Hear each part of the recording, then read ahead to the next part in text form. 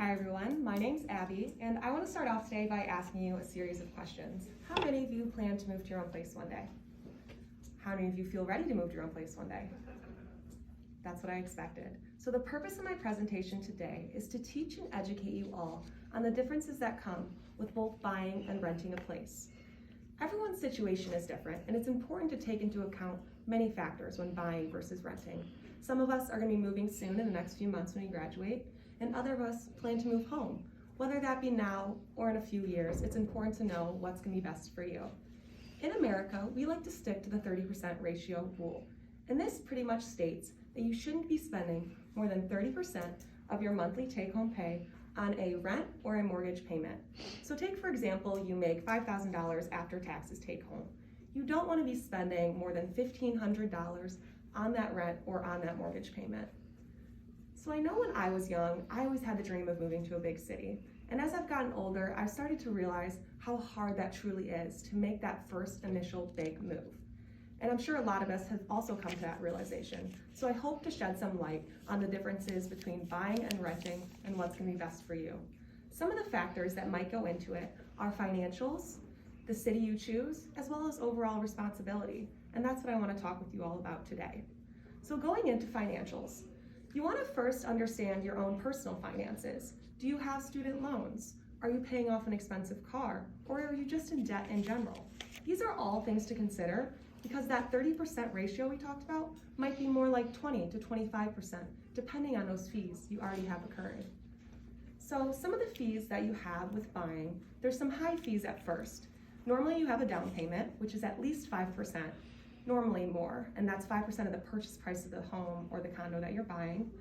And then you're going to have other types of payments, which could include paying the realtor, paying escrow, maybe an inspection. Overall, the cost of buying at first is very steep, so it takes a lot of built up savings and time spent occurring these payments over time. Now, some of the payments that are going to occur at rent, we're all pretty familiar with, would be maybe an application fee, which is maybe $50. Also, you could have prepaid rent expenses or even a security deposit.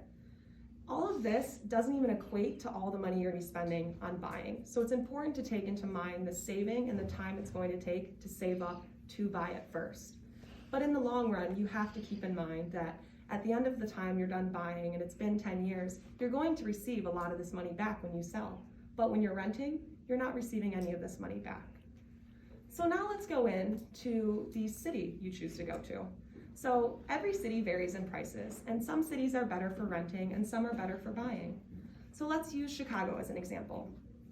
The cost to rent in Chicago is about $1,500. That's an average cost of rent in most big cities, and that's pretty doable with our 30% rule. But the cost to buy in Chicago is about $250,000. That is super steep for an out-of-college starting salary.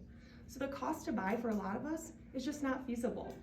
But Detroit and Metro Detroit, on the other hand, are pretty reasonable when it comes to buying. It's one of the cheapest cities in the nation at about $150,000. That's a really reasonable price point, and a lot of us could swing that with a starting salary. So when you're deciding between either buying or renting in Detroit and Chicago, it's easy to see what you should do in each city based on your own financial situation. You also have to consider the length of time you're going to be spending in this city. So if you only plan to be in Metro Detroit for 2 years, then buying isn't a feasible option because all those down payments and fees associated with buying, you're not going to get a lot of that back, and buying's only worth it in the long run. And in the short run, you're going to want to rent.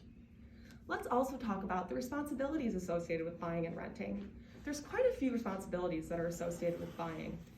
You need to talk about the maintenance and the upkeep of your place, as well as just deciding if something goes wrong, something breaks, it's your responsibility to get that fixed. A lot of us here in East Lansing are familiar with renting, and we have that landlord or that housing company to fall back on. Something breaks, you could simply text your landlord, email the housing company, fixed for free within the week. Renting definitely has its perks, but in the long run, like we said, if you want to build up that interest and own that equity in the home, it makes sense to buy. So considering everything we've talked about today, I challenge you all to think about your own situation. Think about your own personal finances. Do you have those student loans? How's that going to relate back to your salary? If you're making a certain amount of money, think about your 30% ratio. Is your ratio more like 20%? Really think about what's going to work best for you. In addition to this, I want you to think about where you're going to move. Are you planning on going to Chicago, where you're gonna be forced to rent for a few years? Or are you staying in Metro Detroit, where it'd be best for you to buy?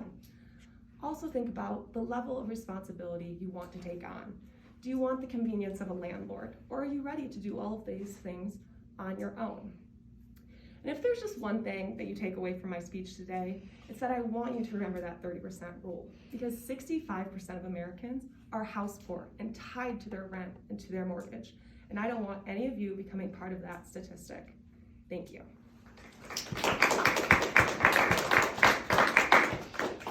Who has a question for Abby about buying versus renting?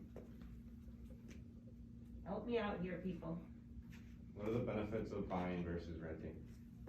Definitely, I think some of the benefits of buying would be like you actually own your place long term. So if you're planning on being somewhere for more than 5 years, then when you buy, you're going to receive a lot of those payments back in the end, opposed to renting.